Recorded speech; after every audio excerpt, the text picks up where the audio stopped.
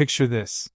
You're sitting in traffic on a Tuesday morning, coffee in hand, radio playing something forgettable, and then it happens. A car shaped like a giant rotary telephone rolls past you. Not a toy, not a billboard. An actual street-legal vehicle that some human being built, registered, and decided to drive to work. And before you can even process what you just saw, you spot something behind it. A Volkswagen Beetle, shooting an 8-foot flame out its back end like some kind of angry metal dragon. And you think, what is happening to the world? Here's the thing though. That world? That's the world I live in. Full time. And honestly, I wouldn't have it any other way. This is Legacy Engines, and I spend way too much time thinking about the absolute limit of what human beings will do to a car. If you're someone who lies awake at night wondering whether a 40-ton locomotive could be made street legal, or whether a Lamborghini could be carved entirely out of wood, or whether your boring commuter car could secretly become a submarine, make sure to hit the subscribe button and give this video a thumbs up if this helps you out. Today we are counting down the 10 most jaw-dropping, logic-defying, physics-embarrassing homemade and custom cars ever built. And I want to be clear about something before we dive in. These aren't corporate concept cars with billion-dollar budgets and 50-person design teams. These are people, regular people.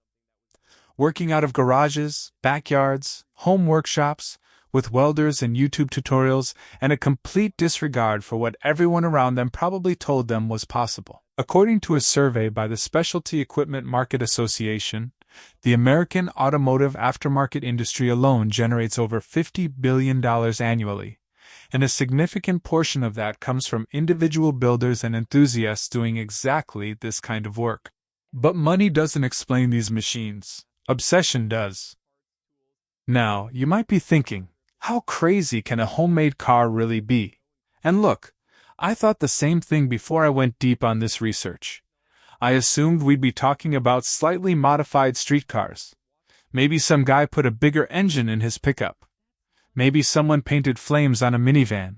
What I found instead was a 40-ton steam engine sharing the road with modern traffic. A father carving a Bugatti out of solid wood for his son. A Vietnamese mechanic building an amphibious vehicle out of recycled parts because he was tired of traffic and thought rivers were underutilized. These aren't modifications. These are acts of creative rebellion. And every single one of them deserves to be talked about. Here's what most people don't realize about home builders. The barrier between a wild idea and an actual drivable machine has never been lower. The rise of online communities, open-source engineering resources, accessible fabrication tools, and platforms like YouTube where you can document and learn in real time has created a golden age of independent automotive creation. A study published by the Massachusetts Institute of Technology's Media Lab found that access to digital fabrication tools and online knowledge sharing has accelerated the pace of independent invention across virtually every field. And nowhere is that more visible than in a garage where someone is bolting a military helicopter turbine to the back of a Batmobile. So here is how we're going to do this. 10 cars, each one more unbelievable than the last. We start with a man who decided Victorian engineering was just misunderstood, and we build from there until we reach a single madman in Vietnam who looked at a river and thought that counts as a road. Let's go.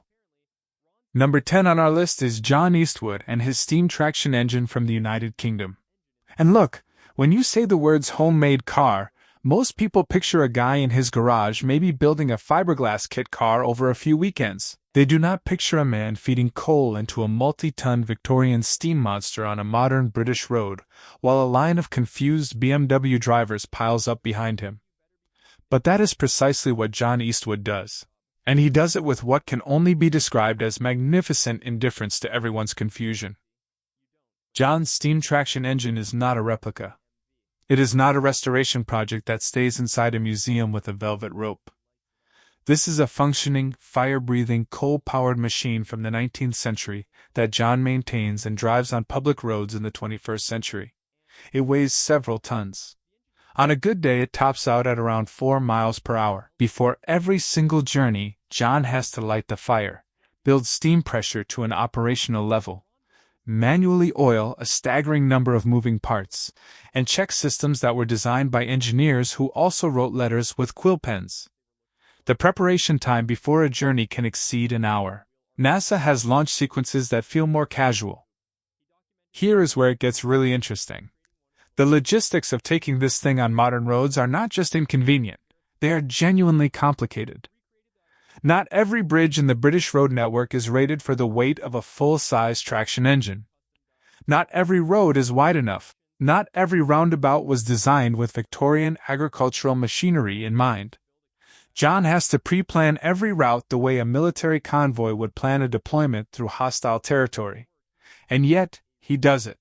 Repeatedly. Because John Eastwood has decided that history is not something you put behind glass. History is something you fire up and drive through a McDonald's. The cultural impact of watching this machine move through modern traffic is actually hard to overstate. Cars stop. Drivers abandon vehicles to take photographs. Children press their faces against windows. And the sound, the deep rhythmic chuff of steam pistons, the hiss of pressure valves, the mechanical clanking of linkages built before the invention of the zipper, that sound does not belong in 2025. It belongs in an era of top hats and telegrams and the genuine belief that steam would power everything forever. John keeps that era alive every time he turns the key. Except, there is no key. You light a fire.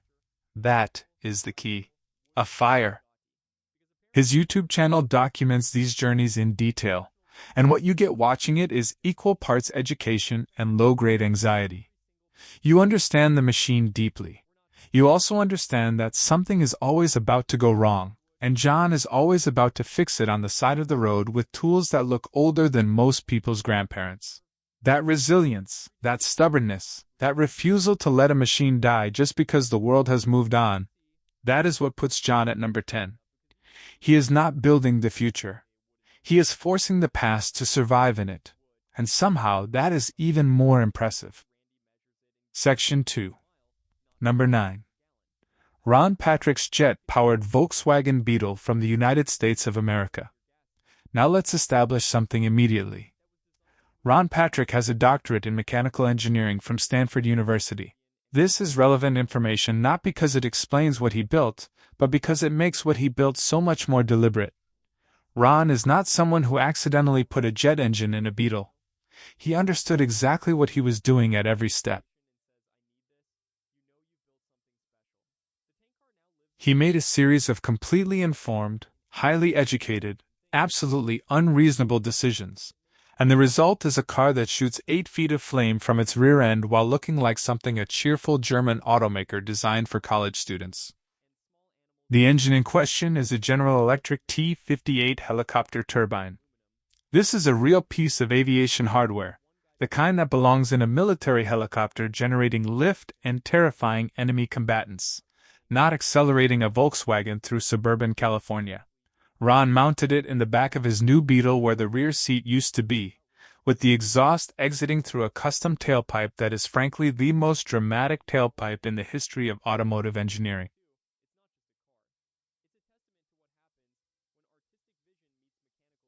And here is the beautiful, slightly unhinged genius of the whole thing.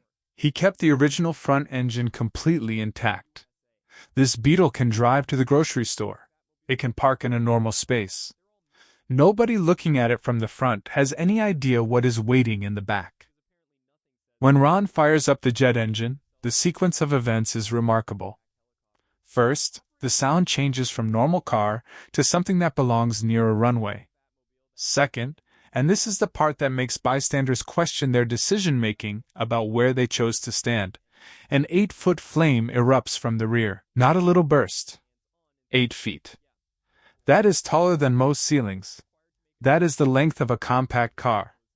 Coming out of a Volkswagen. The car behind Ron at a car show needs to maintain a very specific minimum distance if they want their paint to survive the encounter, and their eyebrows, and their general sense of personal safety. Here is what most people don't realize about the engineering challenge involved. Getting a turbine engine to function inside a vehicle that was designed to carry groceries and maybe a bicycle requires solving problems that have no textbook answers.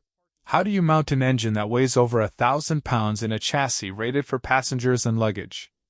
How do you manage the thermal output of a machine that runs at temperatures approaching the surface of a small sun without melting the fiberglass body panels surrounding it? How do you route exhaust from a jet turbine through a space originally designed for a backseat without turning the whole car into a moving fire hazard? Ron solved all of these problems himself, in his garage. Now you might be thinking, is this street legal? And the answer requires some nuance. The Beetle is registered as a standard Volkswagen. The paperwork does not specifically mention the turbine engine, partly because there is no checkbox on the DMV form for military aviation hardware, and partly because Ron made a practical decision that what the DMV does not specifically know about cannot be specifically regulated. This is not legal advice. This is observation. What it is extremely on brand for a man who decided that the solution to wanting more power was not a bigger engine, not forced induction, not a turbocharger, but literally a jet turbine from a helicopter. Ron has taken this car to shows where it reliably causes existential crises in other builders. You can spend years perfecting a traditional hot rod, obsessing over every detail, achieving something genuinely beautiful by any measure of automotive craft. And then Ron Patrick rolls in with his jet Beetle and the entire conversation changes. It's not fair. It is also completely brilliant. The best part of Ron's story is the reason he gives for building it. Not for competition, not for fame, not for commercial application. Because he wanted to. Because he wondered whether it could be done. Because the idea existed in his head, and the only way to stop thinking about it was to build it. That motivation, pure creative curiosity with a doctorate behind it, is what makes this more than a stunt. It is an experiment, and the results speak for themselves, loudly, at about the volume of a helicopter preparing for takeoff. Section 3. Number 8. Gareth Bargate's DIY Lamborghini Countach from South Africa. Let's talk about desire for a moment, because this entire story begins with one. Gareth Bargate wanted a Lamborghini Countach. Not a poster of one. Not a scale model. Not a ride in someone else's. He wanted to own one, to drive one, to have one sitting in his own garage. The problem, which anyone who has ever spent 30 seconds on a classic car website will immediately understand, is that a real Lamborghini Countach costs significantly more than most houses. The problem, for most people, ends there. For Gareth, the problem became a starting point. If you cannot buy it, and you also cannot afford to buy it, then the only remaining option is to build it yourself in your garage in South Africa with no formal training in automotive engineering. What followed was years of work that most professional fabricators would describe using words that cannot be broadcast. Gareth started with photographs and scale models. No factory blueprints, no official dimensions. Just careful observation, a commitment to accuracy that bordered on mania, and an absolute refusal to accept approximation where precision was possible. The frame is custom tube steel, designed by Gareth himself using knowledge gathered from books, forums, and YouTube, in a process that he honestly describes as learning by doing, which is either inspiring or terrifying, depending on how you feel about welded structural frames. The body panels are hand-formed fiberglass, shaped over molds that Gareth created using foam, patience, and an eye for proportion that most trained designers would respect. He was not going for something that looked vaguely Countach adjacent. He was going for something indistinguishable from the real thing at any distance that mattered. The angle of the windshield, the precise curvature of the wheel arches, the exact placement and dimension of every vent, every scoop, every aggressive geometric line that makes the Countach one of the most recognizable shapes in automotive history. All of it recreated by one man with hand tools in a private garage. Here is where it gets really interesting. Most replica builders at this stage would source a generic engine, a V8 from a donor car, something reliable and readily available that fits the space and makes the car go. Gareth made a different choice. He sourced a Toyota 1GZ FE V12. This is the engine from the Toyota Century, which is Japan's ultra-luxury limousine. A car so exclusive that most people outside Japan have never seen one in person. It is smooth, extraordinarily refined, mechanically bulletproof, and it has 12 cylinders. Because Gareth decided that if he was going to build a Lamborghini, it needed to be powered by 12 cylinders. The fact that those cylinders were engineered in Tokyo rather than Sant'Agata Bolognese? Creative problem solving. Internationally sourced authenticity. The interior is where you understand the depth of Gareth's commitment. He did not recreate an approximate version of the Countach dashboard. He recreated it down to the placement of individual switches. He sourced period-correct gauges. He had leather custom dyed to match original interior specifications from archival photographs. He even deliberately recreated the Countach's famously terrible rear visibility, a design quirk so impractical that it became part of the car's legend. If you are going to build a Countach, Gareth reasoned, you build the whole Countach, including the parts that make it difficult to drive. That is not compromise. That is dedication. The finished car has been displayed alongside real Lamborghinis at car events where knowledgeable enthusiasts could not reliably identify it as a replica without physical inspection. For a man with no formal training, no factory support, and no budget anywhere near what the original cars cost, that outcome represents something genuinely extraordinary. Gareth proved that the gap between a dream and a real object can be bridged entirely by determination, research, and a complete willingness to spend every available weekend doing something that most rational people would have abandoned after the first month. The entire build is documented on YouTube, one of the most detailed independent automotive build logs ever recorded, and it is worth watching every minute of it. Section 4. Number 7. ND Woodworking Art's Wooden Bugatti from Vietnam. There is a moment in every parent's life where a child asks for something completely impossible, and you have to decide how you are going to respond to that request. Most parents manage expectations. They explain cost. They offer alternatives. They maybe buy a toy version and call it a day. Truong Van Dao, the craftsman behind the YouTube channel ND Woodworking Art, received a simple request from his son. The boy wanted a Bugatti. Truong's response was to carve one out of wood, not a model, not a decorative sculpture for a shelf. A full-size, drivable Bugatti. Because apparently in Truong's world, the phrase "that's impossible" simply does not translate. Using woodworking techniques that draw on traditional Vietnamese craftsmanship passed across generations, Truong spent months hand-carving every body panel from solid hardwood. Not plywood. Not engineered composite, solid hardwood, shaped with hand tools, refined with sanders, assembled with the kind of patience that modern industrial manufacturing has essentially made extinct. The car he chose to replicate was the Bugatti 110, one of the most visually complex and aerodynamically sophisticated bodies ever designed. A car that challenges experienced fabricators working with carbon fiber and computer-aided manufacturing systems. Truong did it in wood, by hand, in his workshop. The chassis underneath is an electric go-kart platform, because Truong is a craftsman of extraordinary vision, not a mechanical engineer attempting to build a wooden combustion engine, and the decision reflects a practical genius. The mechanical systems that need to be reliable are modern and proven. Everything the eye interacts with, every surface, every curve, every line, every detail that defines the car as a Bugatti and not just a large wooden object. That is all Truong. Different species of wood were chosen for different components based on their strength, flexibility, and visual character. The grain of the wood flowing along the curves of the body creates organic patterns that no paint or carbon fiber weave could replicate.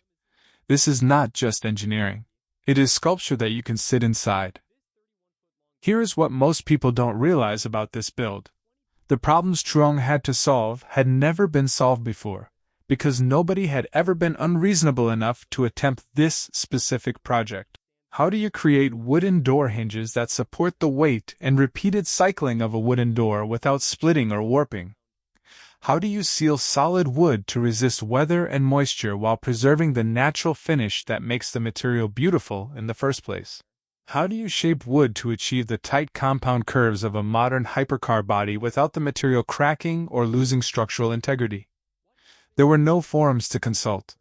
No YouTube tutorials showing the answer. Truong worked through each problem in sequence, documenting the entire process on his channel in hundreds of hours of footage that have collectively gathered millions of views. The finished vehicle is genuinely stunning in photographs, and even more so in person by all accounts. Working lights integrated into wooden housings. A wooden steering wheel connected to a functional steering system. Wooden seats shaped ergonomically for actual use. When Truong's son drives it through their village, the reactions are predictable and universal. Disbelief, followed by closer inspection, followed by more disbelief. It has become a local legend, the wooden Bugatti that a father built with his bare hands because his son asked for one.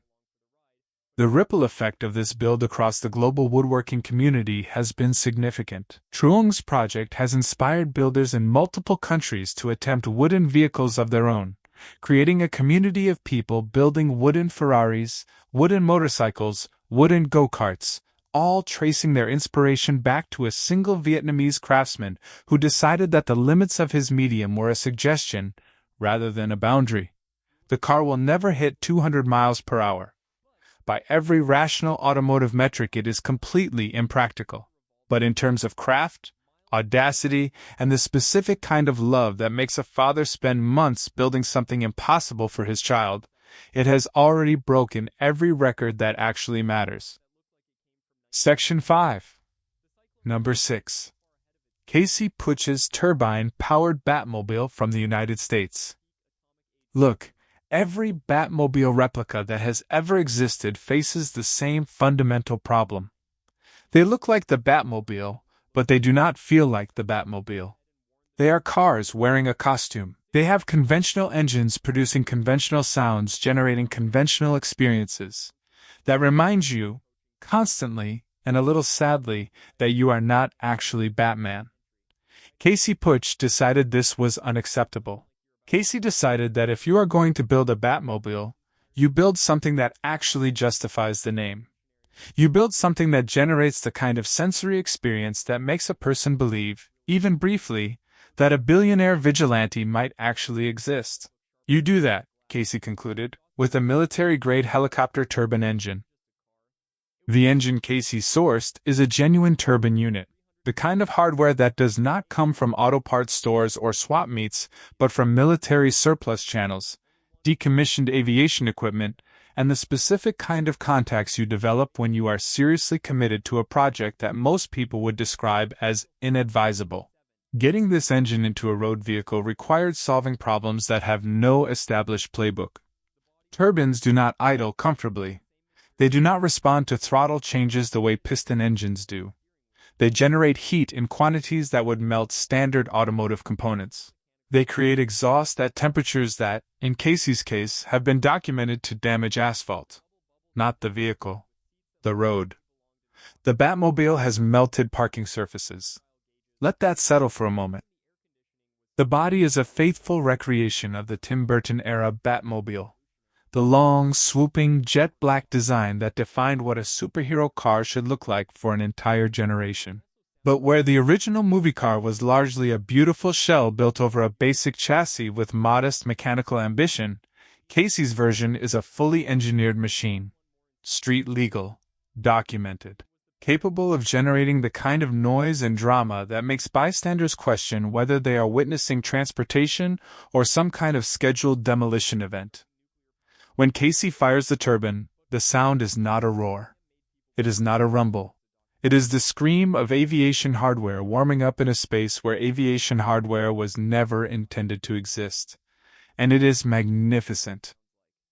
Here is where this story separates itself from every other entry on this list. Casey Puch uses this car to teach.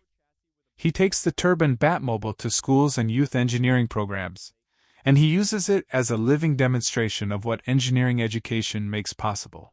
He shows young people the systems, explains the decisions, walks through the problem-solving process, and demonstrates that the gap between a crazy idea and a real machine is bridged entirely by knowledge and persistence. The effect on audiences of young people who might otherwise find engineering abstract and distant is, by all accounts, immediate and profound. When you can put a turbine engine in a Batmobile, the argument for engineering education makes itself. According to the National Science Foundation, interest in STEM fields among young people is directly correlated with exposure to exciting real-world applications of science and engineering principles. Casey Puch has created arguably one of the most exciting real-world applications of engineering principles in the country, and he drives it to schools to show kids what is possible. The maintenance demands of this machine are extraordinary. You cannot service a military turbine at a chain oil change shop. Parts come from aviation suppliers. Some parts have to be fabricated from scratch. The technical knowledge required to keep this vehicle operational is genuinely specialized. But Casey maintains it. Because the alternative is letting a turbine-powered Batmobile sit silent, and that is not an outcome Casey Puch is willing to accept. Section 6. Numbers 5 through 1, plus our grand finale. And before we get into the final stretch, let me say something about what ties all of these machines together, because I think it is important, and it is something that gets lost when you just focus on the spectacle. Every builder we have talked about today started in the same place. They had an idea that most people around them thought was either impossible or pointless, or both. And instead of letting that consensus stop them, they went to their garage, their workshop, their backyard, and they started building. That persistence, that refusal to accept the limits that other people draw around what is achievable, is the actual story here. The cars are just the evidence. Number 5. Randy Grubb and the Blastoline tank car from the United States. Randy Grubb builds art that you can drive, and when he found a 29-liter patent tank engine sitting available, he knew immediately what he wanted to make. 29 liters. Most production car engines sit between 2 and 5 liters. This engine is larger than some studio apartments. It is an aircraft power plant that was repurposed for military tanks, which Randy then repurposed for a hand-formed aluminum vehicle that looks like it was designed by someone who studied hot rods and then decided the entire genre needed to be reimagined from first principles. Every panel on the Blastoline is hand-formed aluminum, shaped in Randy's shop using techniques that professional fabricators describe with genuine reverence. The cooling system required Randy to essentially reinvent how radiators manage heat at this scale. The fuel consumption is measured in gallons per mile, because at this displacement the concept of fuel economy becomes philosophical rather than practical. At full throttle, you can watch the gauge move. It is like having a fuel leak, except the leak is intentional, and it is the engine, and it is magnificent. Jay Leno, who owns vehicles that would make most car collectors weep with envy, saw the tank car and immediately had to have it. That endorsement from someone with that collection tells you everything you need to know about where this machine sits in the hierarchy of American hot rod achievement. Number 4. Gordon Tronson's Double Trouble Twin V8 Roadster. Gordon looked at a hot rod and asked a simple question. What if there were 2 engines? Not a bigger engine, not a modified engine, 2 complete supercharged Chevy V8 engines, one driving the front wheels and one driving the rear, producing a combined output north of 1,200 horsepower, all fabricated in a Nevada home workshop, and now living in New Zealand where it continues to disturb the peace at car shows. The synchronization problem alone, getting 2 independent engines to respond identically to a single throttle input without the car literally pulling itself apart, represents an engineering challenge that stumps professional teams. Gordon solved it in his garage. The sound of 2 V8s with 4 superchargers combined is not something the human auditory system processes normally. It bypasses the ears and arrives directly in the chest. Gordon says the hardest part was finding gas stations willing to let him fill both tanks simultaneously. Number 3. Mike Vetter's Extraterrestrial Vehicles from Florida. Mike Vetter builds cars that make people question whether they are on the correct planet. Working from a small shop, he takes ordinary donor vehicles, typically something as mundane as a Chevy Cobalt, and transforms them under completely custom fiberglass bodies that look like science fiction props that somehow developed wheels and a registration. He calls them ETVs, extraterrestrial vehicles. The doors open in ways that trained engineers at major manufacturers describe as impossible. The interiors look like spacecraft control panels designed by someone who took the brief very literally. And the exteriors feature curves, angles, and proportions that make a Lamborghini look like it was designed by committee. Mike does not use computer modeling. He sculpts by hand, by eye, letting the shape develop organically, which is an approach that is either pure artistic genius or the most unsettling design process ever applied to a vehicle, and possibly both simultaneously. People daily drive these things, into grocery store parking lots, through drive-thrus, down ordinary streets. The reactions they generate are consistent and universal. Phones appear, jaws drop. People follow them for blocks trying to figure out what they are looking at. Number 2. Benjamin workshops Amphibious car from Vietnam. Benjamin looked at car parts, looked at a nearby river, and decided these two things were not as separate as everyone around him seemed to believe. The vehicle he built from recycled components in his garage transitions from road to water without ceremony, preparation, or any apparent concern for the conventional understanding of what cars are supposed to do when they reach the edge of a road. He drives it into the water. It floats. He keeps going. The sealing technology involved is a masterpiece of improvisation involving materials that marine engineers would describe diplomatically as unconventional choices that somehow work. It has logged hundreds of operational hours across both land and water. Benjamin uses it for fishing, for navigating flooded streets during monsoon season, and for regularly reminding his community that the boundary between road and river is, at least for him, a matter of personal preference, rather than physical law.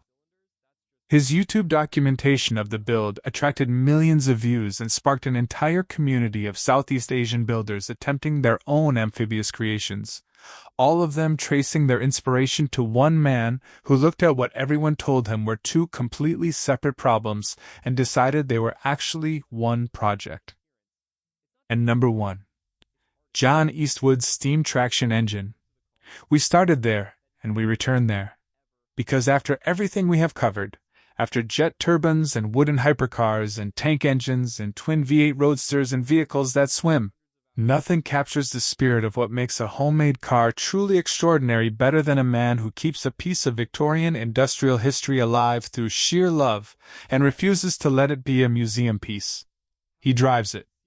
On real roads, past real traffic, into real confusion, every single time.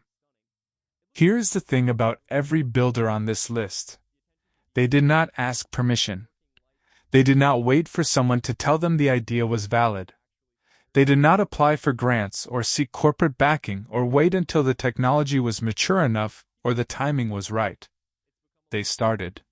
They failed. They solved the failures. They kept building. And the result in every case was something that did not exist before they decided it should. According to research from Harvard Business School, the most significant innovations across history share a single common trait. They were initiated by individuals who were more committed to the idea than they were afraid of the obstacles.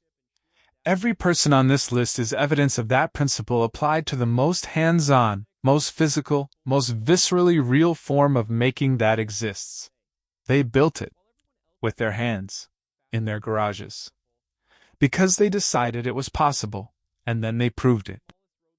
If you made it this far, you already know you are exactly the kind of person who belongs here. Share this video with someone who needs to be reminded that the craziest ideas are often the most worthwhile ones. Hit the subscribe button, give this a thumbs up, drop a comment telling me which of these machines you would actually drive if you had the chance, and which one you think is the most completely unreasonable thing a human being has ever built in a private garage. I have my answer. I am betting yours is different. That conversation is exactly why we are here. See you in the next one.